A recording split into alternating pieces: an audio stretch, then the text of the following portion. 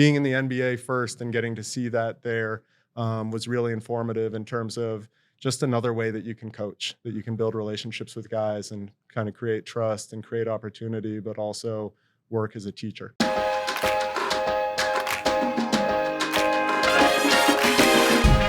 So we were talking to Alex Lloyd of Bowdoin College. Alex was named 8th coach in the history of Bowdoin men's basketball programs, 3rd in just the last 58 years. Is that correct? That is correct. Is that a big responsibility? Is it freeing, or is it a weight that you have to contend with? I certainly think it's a privilege. I mean, the coaches that came before me, the community that was there before me is really special, and they're really well respected, and they've done a phenomenal job. So I'm excited to be there, and it's a great program to be in charge of now. It feels very much Steelers, Mike Tomlin-esque. I'm a big Steelers fan. There's been 3 coaches in 60 years or something like that. It feels like they choose them well and they support them, and you can distinguish yourself in a really unique way within the larger coliseum of sport that you're in. Yeah, I think so. I mean, what I'd say is Coach Gilbride, who came before me, he was there for 35 years. He did a phenomenal job, and I think that I'm in a great spot, and I'm trying to take it day by day. 35 years is a long way from now. So I'm just trying to do the best job we can now. And I'm surrounded by a great support staff and a great community. So. I've talked to a few people looking back on their careers, and they talk about something similar to you. They had that moment where they thought, there's no way I'll make it 10, 20, 30. And they look back and think, man, 50 years has gone by fast, right? So it's interesting what time does. I'm fascinated by time and space, and the fact that post-COVID, I think we're going to have entire fields of study about what's the distortion of time and space and what's happened since it. Did you have any problems with time and space during COVID in terms of adjusting to your season, your truncated season? Yeah, so I came in right on the tail end of COVID, and so it was impacted a little bit less, but I'd say the biggest challenge I had was my first year. I got COVID in January, and mid-season. Then our assistant coach got it, and so we got to coach practice virtually. Oh, you're kidding? Really? Virtually? Yeah, it was a long experience, but in terms of time, but it was pretty neat. Like, our guys, we would send out a practice plan. We'd meet over Zoom with our captains. We weren't like in a box coaching, like on the table, but like we'd go through the practice plan with them, talk to them about which captain was going to run which drill, how they'd run it. And it was pretty cool to watch our guys go out and run practice, and then come back. We'd be able to watch the film remotely, and then like get on a Zoom and meet with them and talk about what we were seeing and how things were going. Were your captains predominantly point guards, shooting guards, twos, threes? No. So we had a forward, and then a small forward, and that was kind of our captain role. We had one captain that, because of COVID, graduated in December, so he missed that. Oh, wow. That opportunity. I imagine that probably does something. It either one of two things. It either really splinters a team and that leadership, or it strengthens it. It congeals it in some way. What happened with you guys? Yeah, for us, I think one of the things that I'm really fortunate about at Bowdoin is our guys are really tight-knit. They're together. They love being together. They love talking about, not just their passion for basketball, but also their interests on the court. Mm-hmm. And I thought what was really cool is, I don't know how much it strengthened it, but I felt like it continued to help pull guys out of their shell in my first year, which was really fun to watch them just kind of have their voices grow. That's great. You were named 2005 Southern California Intercollegiate Athletic Conference Player of the Year. That's pretty significant. At the time, it was. It was a long time ago, but I mean, I was very fortunate. I went to Pomona College. Yeah. I played for an excellent coach, and Coach Katsiafikis at Pomona. And I think it's a great tribute to the fact that, when you're part of a good program, that you tend to get recognized for success that the whole team has. That's a very, it's not surprising you would say that in that way. You got your master's degree from Smith College in 2008? I did. Did that affect or inform your decision to coach at Bowdoin? Actually, before I ask you that, what's up with this Bowdoin tree of coaching? Because it feels like there's 1,000 guys here that coach at some point were assistants, something else at Bowdoin. Like, what's that about? I think that the people that go through there get an opportunity to do a lot of things. We're really fortunate to have like a great assistant coaching program. Our assistant coaches are well supported, I think both by the administration, and we've had a full-time assistant coach position. And Is that a abnormal or atypical thing for D3 schools? I would say it's inconsistent. I don't know whether it's abnormal or not, but some schools do, some schools don't. And then I think it's a tribute to Coach Gilbride in that he hired really great coaches that went out and did a great job recruiting and had some success and were able to go on and find new roles. Why did you choose Bowdoin over all the places you could have chosen? I don't know that you get to always choose everything in terms of coaching, but for me, it came down to I really had clarity that I wanted to be at a high academic D3. Yeah. I wanted to be part of a community that was close-knit. Having grown up and left New England and gone to a college out in California, I wanted to go to a school that also valued diversity. And I felt like Bowdoin really checked off a lot of those boxes. And then for me, as you talk about COVID, like I had the opportunity remotely to learn about it because the search process was largely remote. And so as I went through it, I really found, all of those things to be true. I knew that we were in a great conference. And then I started to talk to the people at the school over Zoom and just be so impressed with their investment in the community, their investment in students and each other. And then lastly, I thought that at that time, the school was just doing phenomenal work in terms of really examining what diversity looked like on a Division III campus and how to continue to grow it and make people feel included. So you were very intentional, well considered about where you went. You've coached and been a part of the Grizzlies organization for since 2018. Yeah, I was there for 3 seasons. And so you did a few different things. You coached Summer League, Vegas, and yep. So I was assistant coach for their G League team for 3 years. I got to be an assistant on the Summer League team and help out with draft workouts. And the Grizzlies were a great organization and very good to me. And got to work with a lot of good friends that I'd also started working with back when I was in San Antonio as well. San Antonio, arguably the best, if not one of the best all-time organizations. Were you able to interact with Pop at all in terms of coaching or understand what that tree is all about, his coaching tree? Yeah, I was able to interact with him some. I spent 2 years in San Antonio and then 3 years in Austin. And, Pop's phenomenal. I think his ability to form relationships and make connections with people is really incredible. But for me, the biggest impact was also that the people that he had brought in were great mentors to me, that I got to work with Chip England. I got to work with James Borrego very closely. And then I got hired in Austin and spent a year under Quinn Snyder and then 2 years with Brad Jones and Taylor Jenkins. That's a very impressive list of guys you just mentioned. It was awesome. I mean, it's, as much as anything in basketball, I think it's about having an opportunity to work with the right people. And I've been very fortunate to be a part of great organizations with great people. Is it fortune or is it hard work? Is it just dumb luck? Is it design? Is it, a series of events, choices that you've made over your life that led you to these things? Is it all the above? Another thing? What is it? I think that it's a blend. It's certainly a large element of luck, I think, goes into every career. But it's also intentionality in terms of knowing, what I want in terms of I want to be around good people. I want opportunities to learn. I want opportunities to work in places that think about things that are bigger than just themselves. And, so those things kind of guided me. But, the reality is by the time you get to the last 2 or 3 people that somebody's hiring, they can almost always make a good choice with any one of those 3. And I've been very fortunate that they've picked me and tried to do well and serve them well. If anyone's keeping score at home, this is the second time you've been very deferential and humble about your props, your self props. It's funny. You've helped people play all over the world. Actually, before I ask that, let me ask a little bit about Pop's famous dinners. Have you ever been a part of Pop's famous dinners where he opens bottles of wine and sometimes orders for everyone and has a command over how he seats people and the whole experience? I've been to only a couple of them, but yes, I've been to a couple. So you talk about surrounding yourself with excellence or great people, being an organizing principle for how you move through the world. Yeah.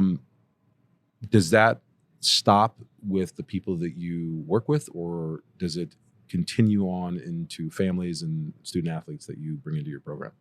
I think it continues on. I mean, I think ultimately what we want in our lives and in our communities is to be surrounded by people that are invested in making those environments and those communities the best that they can be. And, for me, one of the things that was a great fit about Bowdoin is that I I'm not building that culture there. I'm hoping to continue it and enhance it, but that's a part of the campus community already. Is Number three time that you were deferential to the excellence that you surround yourself with. Go ahead.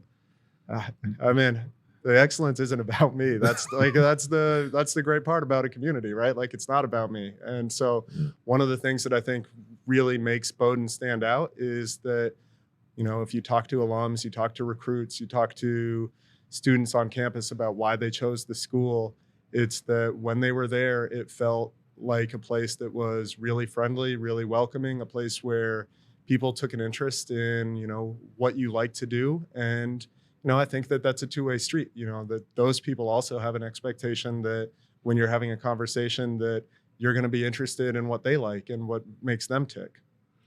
So you work with the Hawks, you work with the Spurs organization and the Grizzlies. Does your experience and background in pro sports help you where you are now in any direct ways? Help with recruiting, help with organization, or is it so different because it's pros versus college? I think it's been a large help. I'd start with, I think, being able to step away from college for a while and spend time in the NBA and the G League, where so much of coaching is overtly relational. That has been a huge help in terms of, just seeing how different coaches model empowering players, building relationships, building trust with different guys. And that in the college setting, it's largely relational in places, but also like you look at Power 5 basketball in places all over, Yeah. that the coach is in charge, and that I think that that's evolving and has evolved certainly over my lifetime. Yeah. But it was not being in the NBA first and getting to see that there was really informative in terms of just another way that you can coach, that you can build relationships with guys and kind of create trust and create opportunity, but also work as a teacher. College is more of a players. I mean, pros more of a players league. College more of a coaches league, or coaches environment. I think that there's some truth to that. Do you know when you first fell in love with the idea of coaching? Do you remember that date or that time? I would say my sophomore year in college, I was working a camp at Santa Clara, Coach Dickey's camp, and it was a pretty cool setup. So you came in, and the first day, all the coaches that were working it sat up in the bleachers, and the student managers ran just an open run, and you watched Really? everybody, and then they talked to the campers and they sent them to bed, and then we stayed up late and did a draft, and you got to draft your team. So you're assessing talent, etc. You're building a team in that first run, and then having a draft that night. Yep. That's great. And that experience, you draft your team, and then you're kind of with them. So you're doing stations with them, you're practicing with them, and then coaching them in games and refereeing games for other teams. And, I was around a great group of young guys and had a ton of fun coaching them. And they were so invested that, that was where it really started to click, that like, this could be really fun to, get to create a group and really work with them and get to know them. In 2000, was it 14 through 18, you were at Texas A&M and you were elevated to director of scouting and player development. Mm-hmm. Is that where you fell in love with the idea of scouting and player development, that first run? Can you draw a direct line from there to there, from here to there, or there to there?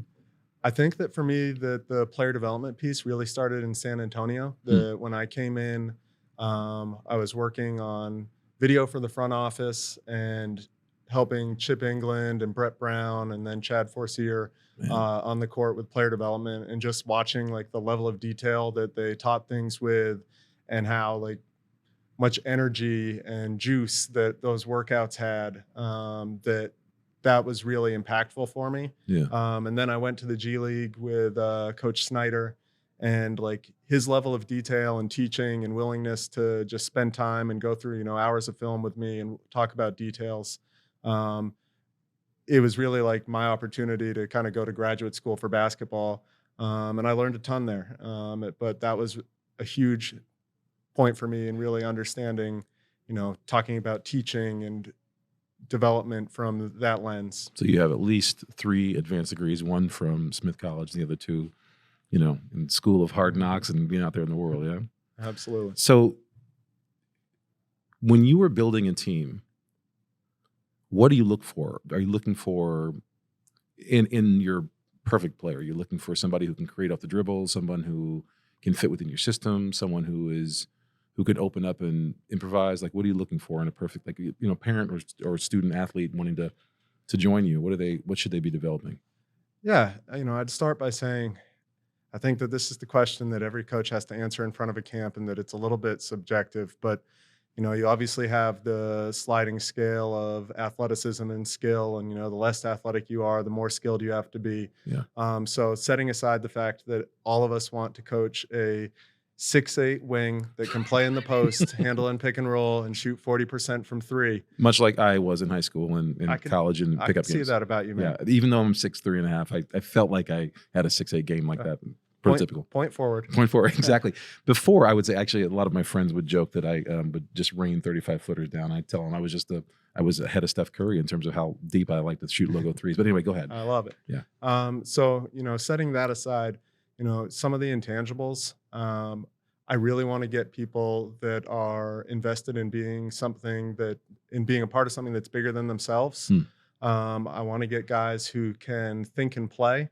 Ideally have a little bit of a creative piece to their game where, if you give them some options, that they think that it's fun to like make a read and make a decision and not do the same thing every time. Are you running plays throughout the game, or is it more improvisational jazz? Like, what's the balance here? So we run a motion, and typically, like, the first part of the motion will have an entry action where our guys are pretty structured. And then after that, they're playing and they're finding the next action and finding space.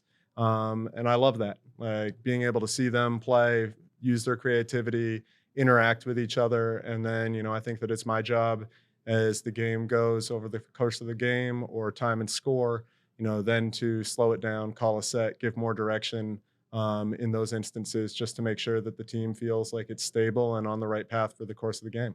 Are you a high touch coach, or do you like to stand back and let them more than not learn, grow off of successes and failures? I would say, I think that in practice, we are more high touch, where we're talking, we're teaching much more.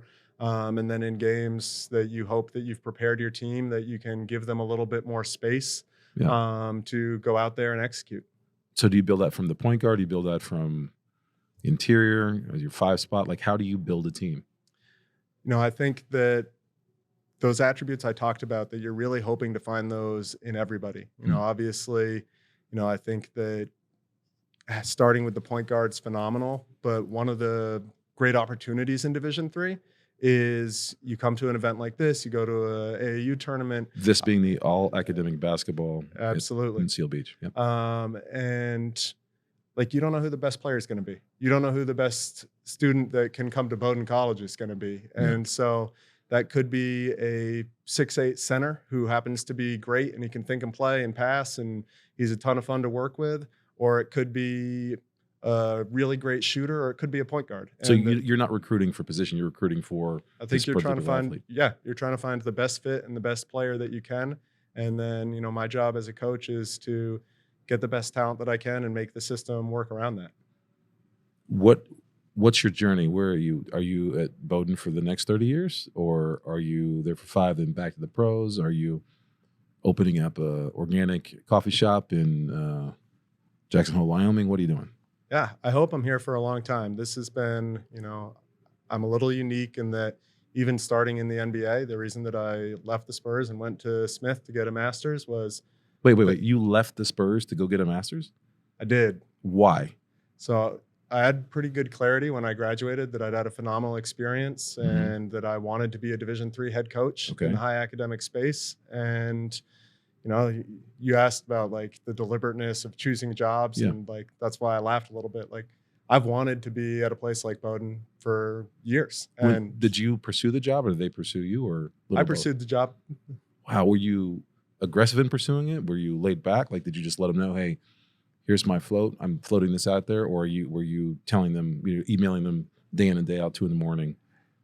Not day in and day out, but I definitely applied and reached out to a couple people that I knew that were around the job and let them know that I was interested. When the coach was like, what's the transition? When did you know that you wanted to pursue that job? There's a coach there. Do you think he's retiring or like? So I saw that he had retired. Yeah. And that was when like I got my materials ready. And like, So there was an opening and you scrambled to get your materials ready and started reaching out. Yeah.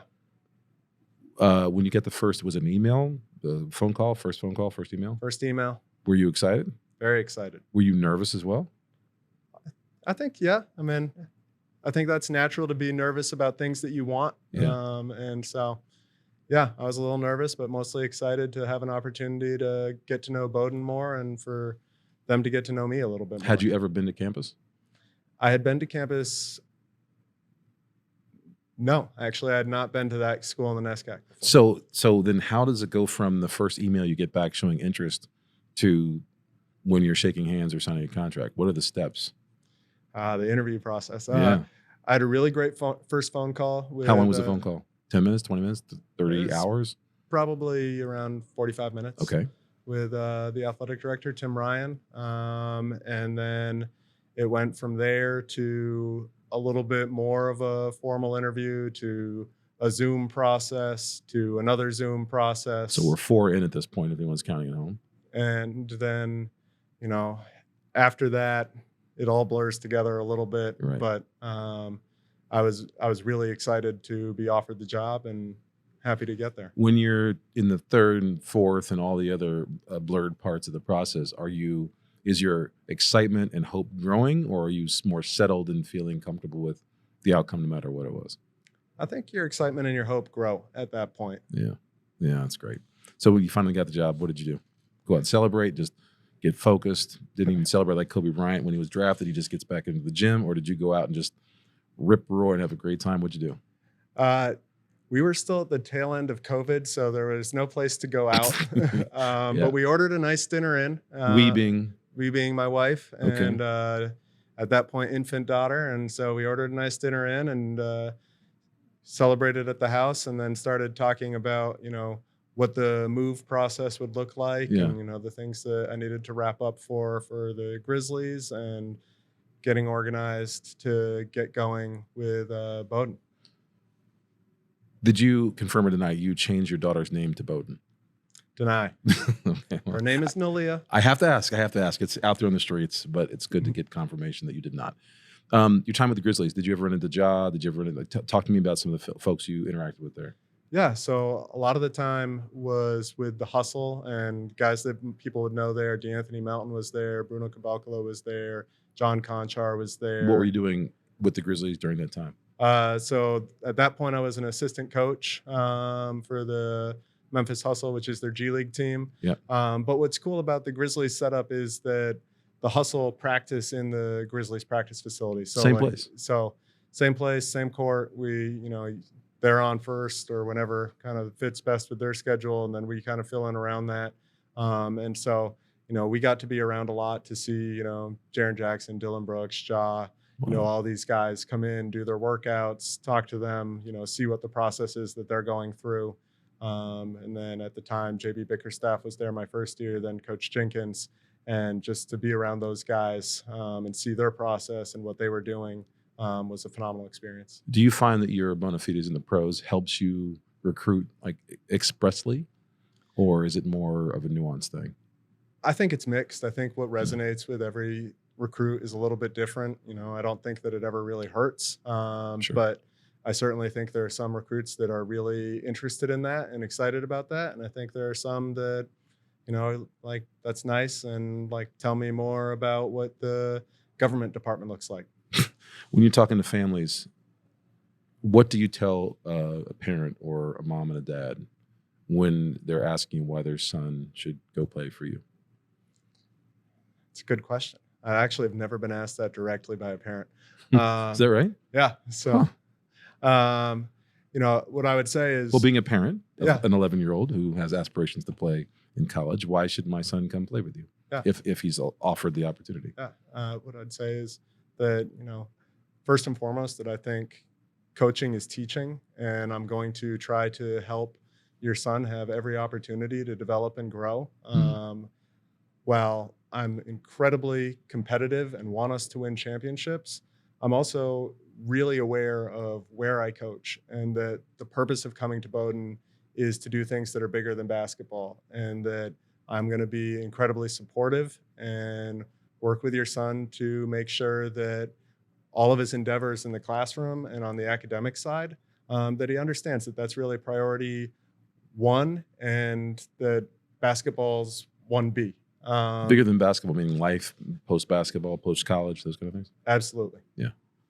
What's the one thing, and this would be my last question, I think, that you would tell a potential student athlete who's playing out there right now and the AAB, they're practicing, shooting out here on the 20 courts that are here or whatever in Seal Beach? What do you tell them? I think the one thing that I tell them that's different than a lot of coaches is that it's about finding the right fit. Ultimately, I hope for a lot of the players that we recruit that that's Bowdoin, but that you have to go see schools, see them when students are there, talk to students, talk to coaches, and look around and think about how you fit at that school and in that community, and that those experiences really start to give you a lot of clarity about what's the right place. And then, for us, if we're recruiting you, I really hope that that place is Bowdoin. But if you can do that and figure out what the right fit is, wherever you go, that you're going to be really excited about it, and knowing that you're going to be excited about a place and excited about the community outside of just the athletic experience, I think is really important for anybody to be successful as a student athlete. Alex Lloyd, head coach Bowdoin. Or is it Bowdoin or Bowdoin or Boyne? How many times have you had to, this would be my last question, how many times have you had to educate someone on how to pronounce the name? It's Bowdoin College, and, it's been a few times, but usually I just let it slide. Yep. Yeah. I think I've maybe mispronounced it at least 4 times. I've tried to a couple times, probably not a couple more times. Maybe that's the way to get into the colleges. You have to be able to pronounce it properly. That's it's like a secret handshake. Secret. Don't tell admissions. Very well. Very well. Thank you very much, Alex Lloyd. Wish you the best. Thanks for joining us. Thank you very much.